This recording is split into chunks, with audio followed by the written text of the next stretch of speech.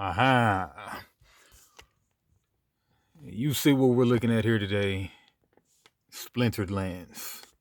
A game that I kickstarted and actually picked up at Gen Con, which means I actually have it, unlike plenty of other Kickstarters that I kickstarted that I don't feel like keeping up with, and looking at a million emails, so I don't have them right now.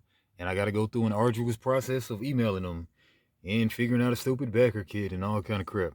But anyway, let's look at this Splintered Lands though. This is a deck building game with innovative combat, and it's kind of based around this playmat. So I guess we'll start it off by looking at the cool playmat.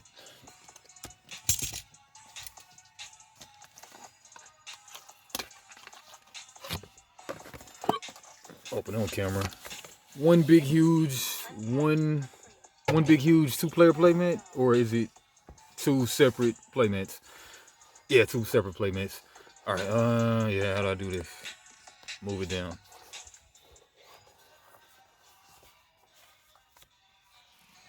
No, actually, it's a three-part playmat. So, yeah. So I've got the gameplay, luckily, but okay. So here goes the. Yeah, this is actually the centerpiece right here. So this will be shared between both players. This is just basically the market, and then deployment zone. I'm trying to remember how that goes. But yeah, this is what it's kind of like a push your luck thing with this market thing. But get into that in a second.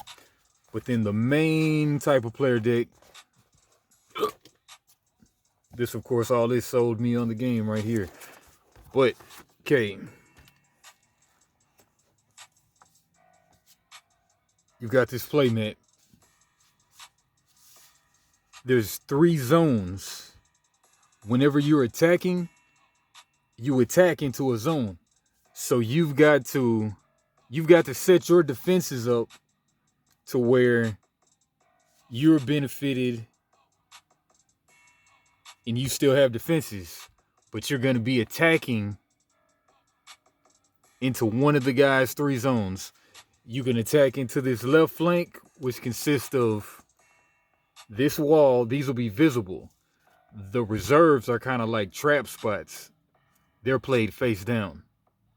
So you can attack into the opponent's left flank, or this flank right here, which can consist of this wall, 2 face-up enemy cards, units, and then a face-down card right here. Or like, it doesn't even have to be units. There are like fortifications, which are like, there could be like a turret right here, or there could be like just a spike wall right there. Okay, then on this wall, that's going to be the right flank. Consists of that wall, and the reserves right here.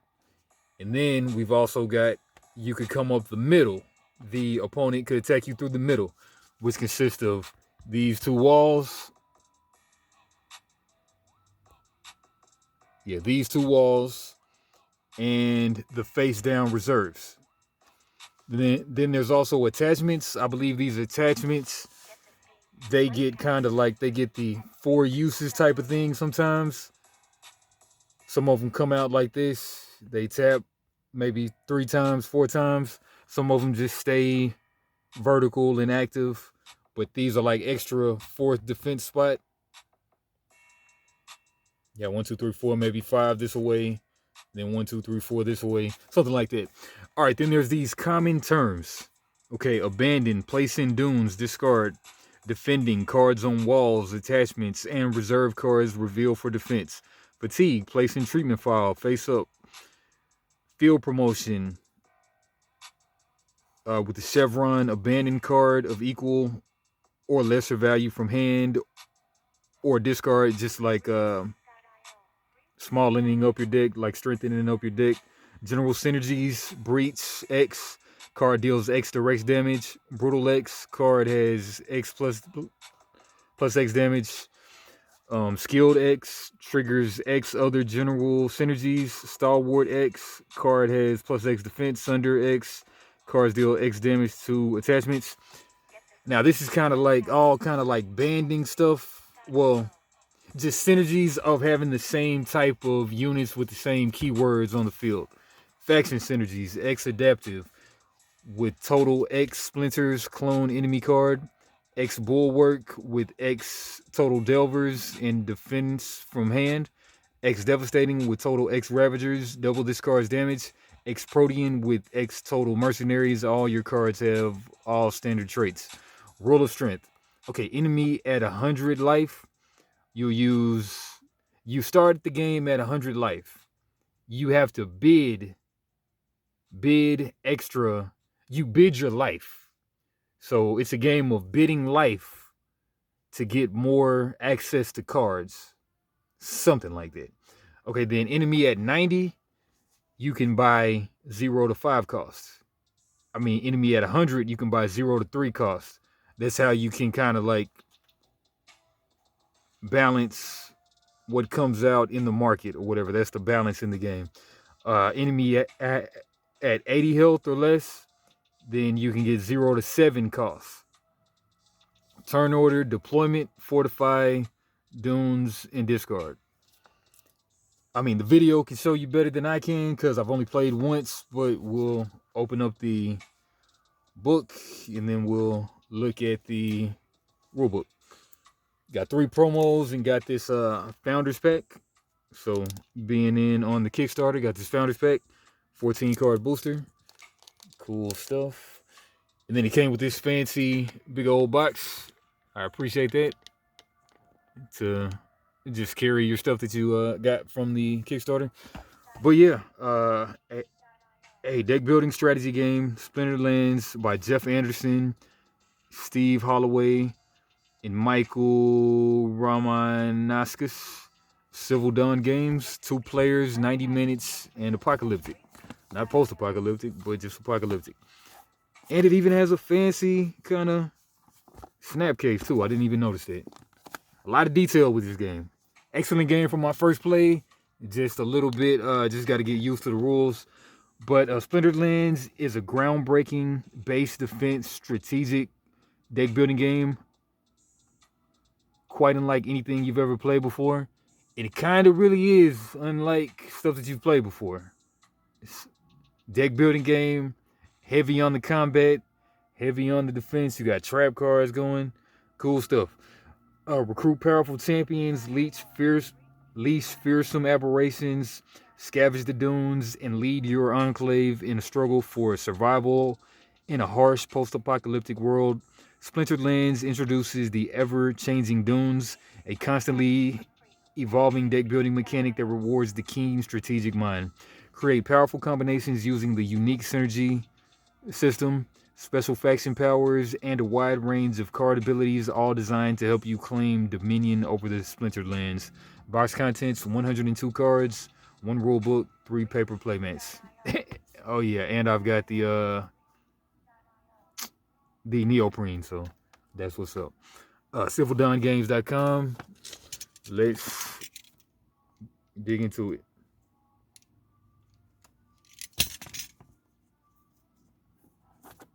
Don't want to mess my tuck box up, so poke a little hole in there. Yeah, so like apparently they were at Gen Con last year. I attended but didn't pay attention to them or didn't notice them. But because the guy that I played in the tournament, he played last year, so he barely got the win off on me. It was a close game. But I mean, he was ahead the whole time, I believe. But interesting game for sure, though. All right, so have the paper play mats. I have the neoprene, but if I just want to carry it like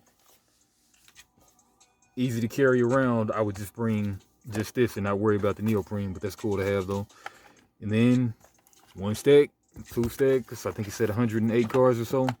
And then let's see if there's any secrets. No secrets that I see right now. Might be a secret in the liner. But nope. And it's magnetic. That is very cool. Magnetic box. It looks to be no secrets in there.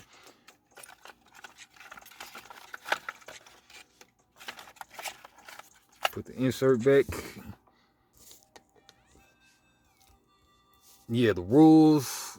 And then, yeah, let's just go through the rules right now. Okay, Splinterland game rules. Game rules, box contents, 22 basic starting player cards, 80 faction cards, 20 per faction.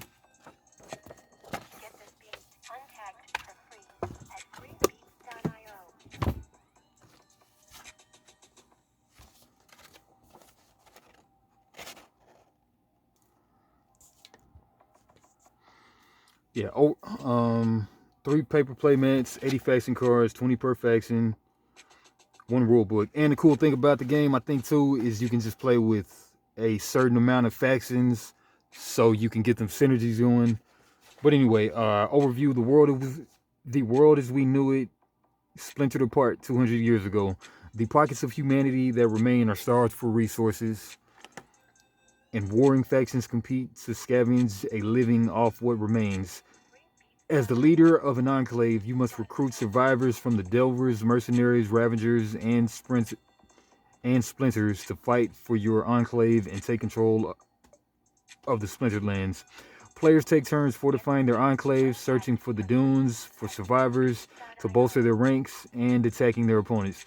The game ends when one player's headquarters loses all of its authority, and whenever the game mentions your HQ, it's referring to your authority pool. The factions of Splintered Lands. The Delvers are a unique group of survivors whose ancestors helped run a large mining operation, and those that found their way to the dig site in the first few years following the splintering. Sounds like hillbillies. They have survived by hunkering down in the mines and using or repurposing the mining equipment to suit their needs. These hard-bitten survivors only venture outside their endless warren of caves and mine shafts in order to find resources, and on the rare occasion they allow themselves to be discovered on an excursion. They tend to come back with whoever or whatever discovered them, so they can be put to work for the good of the group. Faction synergy, bulwark. When they are defending their home, the Delvers are capable of inspiring feats of unbreakable courage. Bulwark sounds like banding, maybe. All right, but we're not going to read the other 3, but the Mercenaries, the Ravagers, and the Splinters. But, okay, game setup. Splintered Lands is a 2-player game designed to be played across the table from one another, with the play area in arm's reach of both players. So, yeah, deck building game, you can't, this isn't suited for, like, webcam play. Both players collect their 11 basic starting cards, 6 scouts, 5 sentries. Players choose 3 faction decks. We recommend playing with the Splinter faction and 2 others, and shuffle them all together from the Dunes deck. Put the 4th faction back in the box. It won't be used for the rest of the game. So taking out 20 cards from the deck, and then there you go, something like that. Yeah. So the scouts and sentries, those are like your punch and kick in. Well, I mean, like your punch and your basic or whatever, like in DC deck building games, just like your basic units. But players choose 3 faction decks. Place the dunes between both the players. From the dunes deck, draw and place 5 cards face down. Yeah, so like they'll come in face down, and then you're gonna push your luck and bid. No. You spend your life from your D100 or whatever tracking mechanism you have, from your 100-sided dice or whatever, or a 250-sided dice or whatnot. You'll spend life in order to be able to buy more cards from the market. Stuff like that. But anyway, once you drop down lower on health, that means you have more to spend from the market every turn or something like that. But we'll get to it though. This forms the Dunes row. Leave the Dunes deck to one side of the Dunes row. See the graphic below. Players now shuffle their starting 11 cards, placing them face down nearby, forming their barracks. Draw deck. Determine which player will take the first turn, however you want. Rock, paper, scissors, coin flip, arm wrestle, whatever. The Splintered Lands are indifferent to your bickering. Each player draws cards from their barracks. The first player draws 4, the second player draws 6, and plays them to their wall spaces face up and reserve spaces face down as they like. See the play area graphic in the next section. Both players then draw 5 cards, forming their hands. So 4 going down for the first player, 6 going down on the walls and reserves, and then you draw 5 cards to form your hands, both players. Each player's HQ Begins with 100 authority. That's 100 life for the game. Keep track of your total however you wish, and play begins. We'll describe the phases of a turn in detail later on. The play area.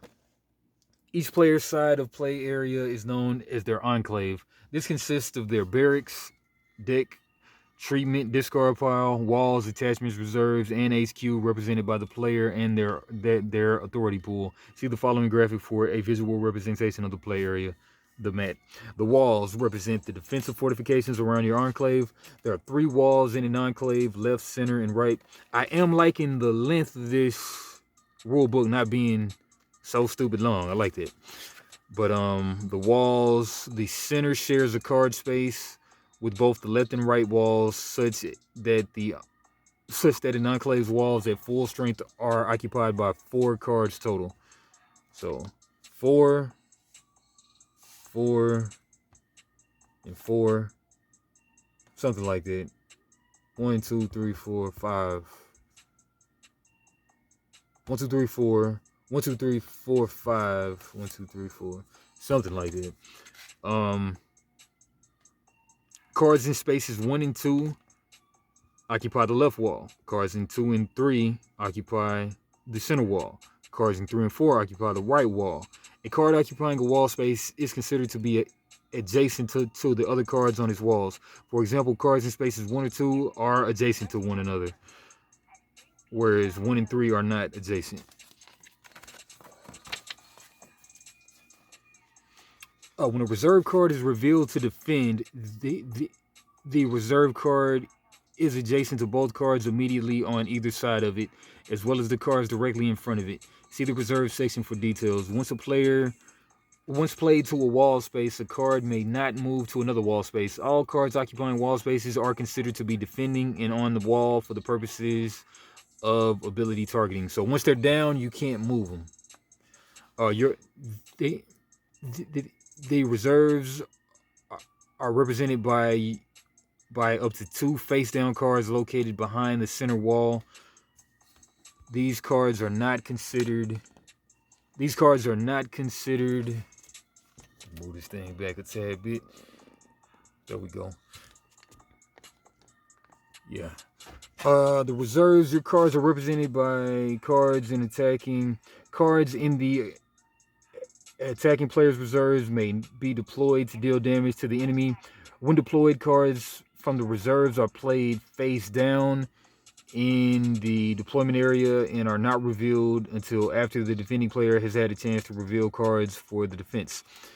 Cards in the defending player's reserves may be used to defend their corresponding walls. The left reserve may defend either the left wall or the center wall. So left reserve card can defend the left wall or the center wall. Center wall, left wall. Yeah. Card layout. Okay, card name, field promotion. You can get rid of these starting cards by promoting them.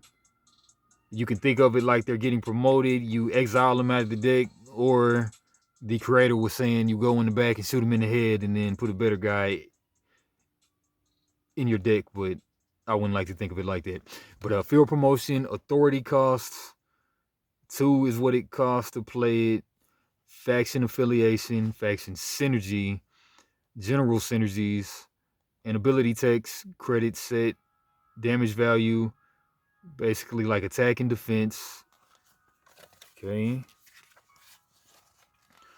Authority represented in gameplay by the symbol A is a fickle thing in a land struggling to survive. Authority represents the supplies and staffing necessary for you to run a self-sustaining enclave, as well as the influence you have over your hostile environment. Generally, players spend authority to acquire cards from the Dunes roll and activate some card abilities. Players lose authority equal to the damage their HQ receives. This loss of authority represents damage to fortifications, blah, blah, blah. Each card you will require during gameplay has an authority cost in the upper right-hand corner. Spending a card's printed authority cost during your Dunes phase allows you to acquire that card and add it to your enclave.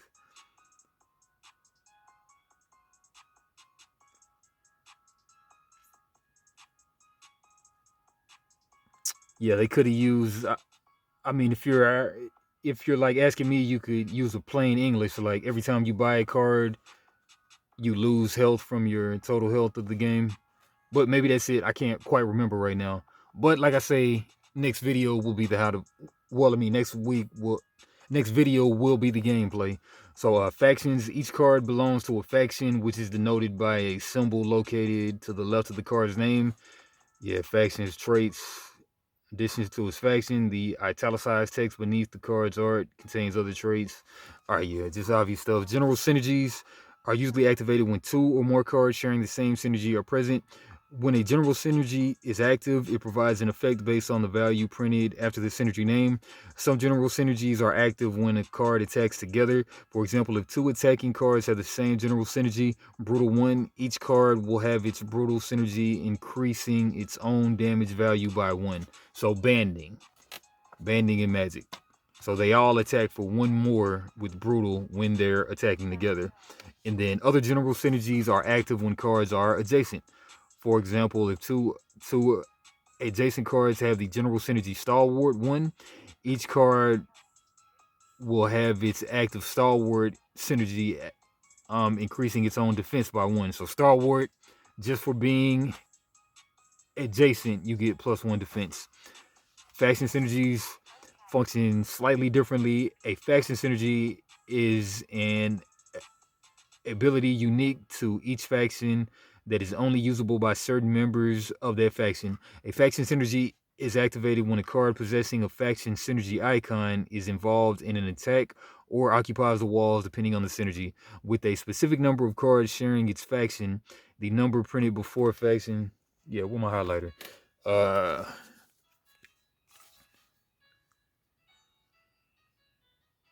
Only usable by certain members. Only usable by certain members of that faction. Oh man, this isn't taken to the highlighter well. Marvel Champions took to the highlighter well. Don't like that aspect. Okay, this is working better. But it's still disappearing a little bit. Yeah, it's still disappearing weird. But yeah, general synergies.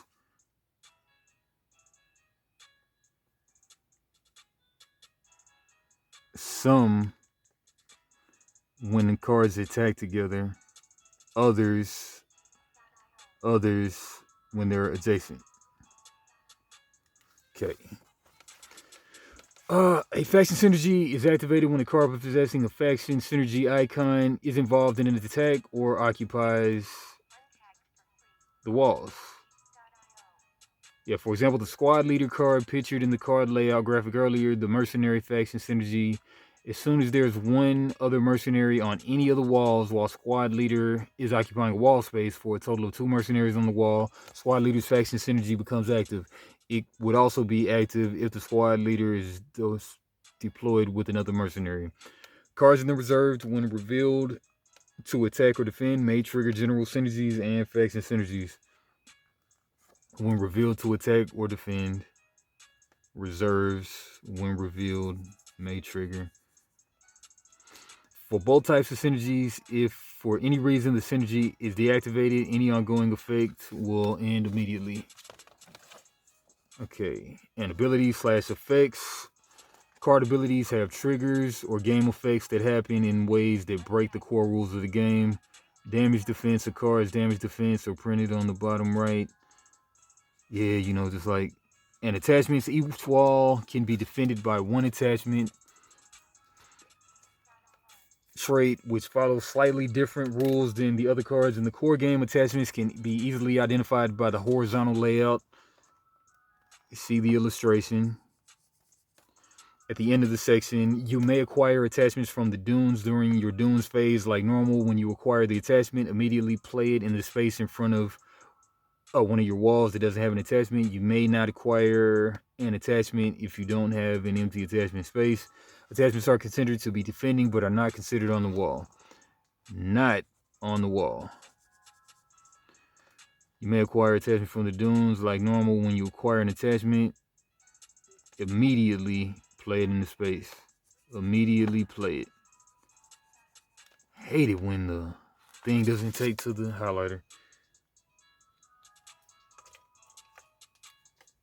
Orange. Yeah, maybe it takes to the orange. Nah, same brand. Let's see about this blue.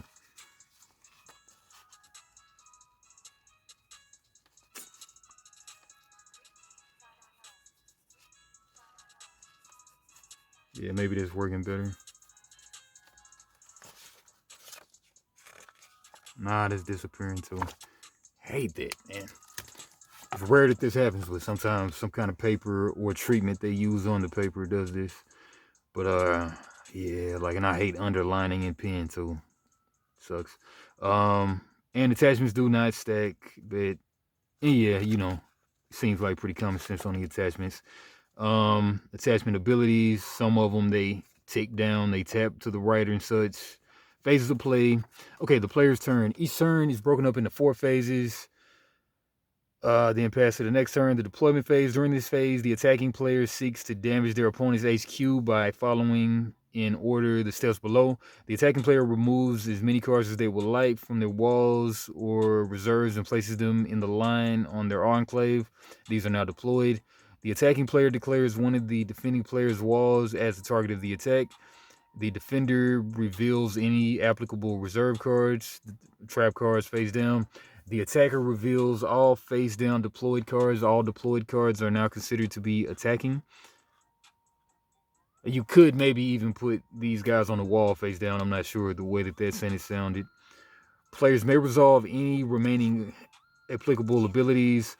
The attacking player totals the damage being generated by their attacking cards. Damage is dealt to the defending player's cards. The attacker chooses whether they wish to deal damage to any optionally targetable wall attachments. Attachments take damage first.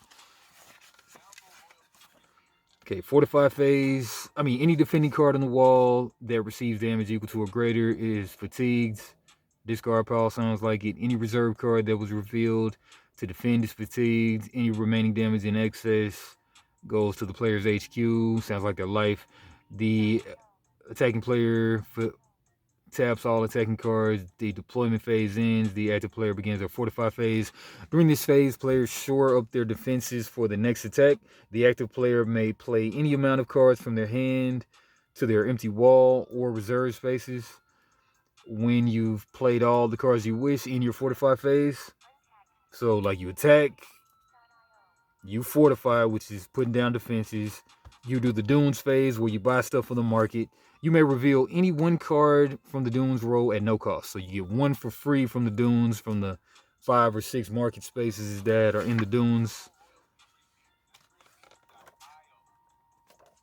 Yeah, so Dunes has 1, 2, 3, 4, 5 spaces, and you can also, I'm sure you can top deck from the draw deck, and then abandon every turn it slides down. One card gets abandoned every Dunes phase. Okay, you may reveal, then spend, bid any amount of authority, which is your life in the game, which you will use to acquire and or reveal cards from the Dunes row in any order. So you can reveal one of those 5 from the market. Each card you wish to reveal after the first one costs 1 authority from the amount you bid. Following the rule of strength explained earlier, you may acquire any number of reveal cards from the printing cost, provided you have enough authority remaining from your bid. So, if you're at 100 life, you can buy a 0 to 3 cost. 90 life, you can buy a 0 to 5 cost. 80 life, you can buy a 0 to 7 cost unit from the Dunes.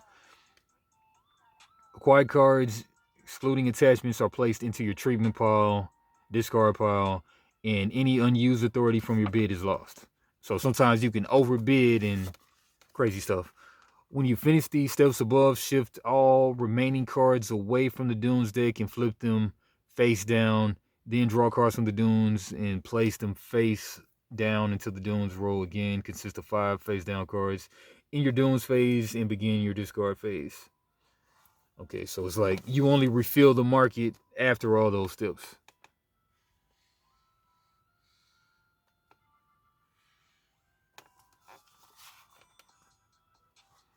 All right, sample dunes phase, the rule of strength. The stronger survivors in the dunes will not join the weak enclave. At the start of your game, players may only acquire cards in the dunes roll with the green upper border cost 0 to 3 when your opponent has been reduced to 90.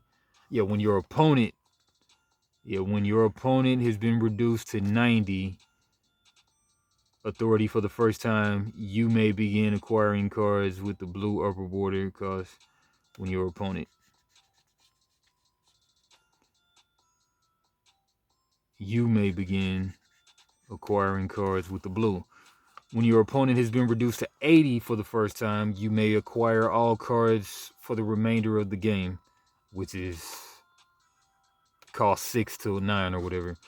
The sooner you prove yourself to be the strongest the Splintered lands have to offer, the sooner the capable will flock to your banner.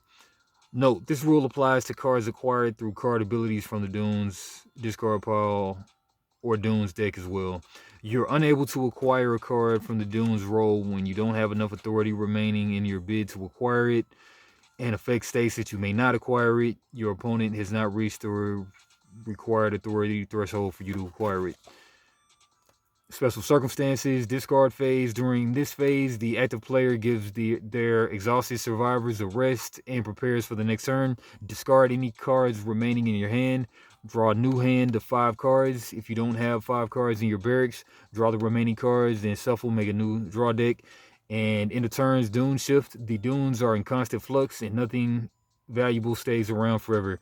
At the end of each player's turn, after all cards' effects have been resolved, place the card in the dune rows furthest from the dunes deck, face up in the dunes discard pile. Then shift the remaining 4 cards away from the dunes deck and draw and place 1 card in the dunes deck face down in the empty space next to the deck. So if no cards remain in the dunes deck, shuffle the discard pile and make a new deck. Glossary. Yeah. I mean, like, the way that it's sounding, like, everything is just straight to the point, like a regular deck building game, but with the combat and such. But, like, it did kind of seem like a lot when I was playing it as far as, like, the keywords. But, like, with this short rule book, it seems like it really gets down to the point. But, okay, so abandon the card, place it in the Dunes discard pile, active, and adjacent ally, breach X, while attacking. Yeah, this is right at that point of having to do like extra work on the video. But yeah, 33 minutes. Yeah, that's exactly that point. But Brutal X. Yeah, we'll go into these. Man, while we're here, we'll do it now. Okay, Breach X. While attacking with at least one other card with the Breach General Synergy, this card deals X additional damage. Brutal X. While attacking with at least one other card from the Brutals, this card deals plus X damage. This card has plus 6 damage. Defending cards occupying walls and stuff they're defending. Fatigue when it's in the treatment pile, discard pile. In play on the wall, own, reveal. Skilled X can trigger with the activation of any X other general synergies per turn if they have not already been active. Whenever a general synergy could be activated, the cards with the skilled general synergy does not gain the benefits of the synergies. It activates the skilled general synergy. Stalwart, when adjacent to at least one other card with the Stalwart general synergy, this card has plus X. Okay, so that just says adjacent. Sunder, while attacking with at least one other card with the Sunder, attacking Sunder with Sunder. This card deals X damage to the attached cards defending the wall being attacked when damage is dealt. Note that if the Sunder damage would be enough to advance the attachment, any Sunder damage in excess of the attachment's current stage defense value is wasted and doesn't carry on to the wall. And adaptive, while defending icons and visuals, devastating, protean, bulwark, adaptive. What happens when the card's defense is 0? Alright, Adaptive when defending, deployed, or attacking with X total splinters. Target any one revealed opponent's card in play until either card leaves play. That this card is considered to have all trait synergy. Okay. All right, something like Wild Bulwark when defending with X total Delvers, and this card's wall becomes the target of an attack. Delvers. Authority totaling 8 or less. All right, we're gonna see if that for now. Devastating while defending, deployed, or attacking with X total Ravagers. So this is just going to the Ravagers. This card's total damage after all additions is doubled. Doubled with Ravagers. Protean while defending, deployed, or attacking with X total Mercenaries. Okay, that one makes sense. Protean, Mercenaries has got that thing. Ravagers has got the devil animal. Bulwark, you know, and an adaptive, they're woodcrafters. All standard traits. All right, but yeah, I mean, I'm sure this is one of them games, like, you know, you sit down with the book, you'll get it, because it's a deck building game, TCG type deck building game with attack and defense and deck building stuff. And once you sit down with the book, I'm sure it'll come pretty easy. All right, but yeah, that's video 1 of Splinterlands, and coming back, flipping through the cards, and then probably crack this pack, and then that's that on that. So be on the lookout for more Splinterlands Combat. Nuck if you buck. Crime mob, oh.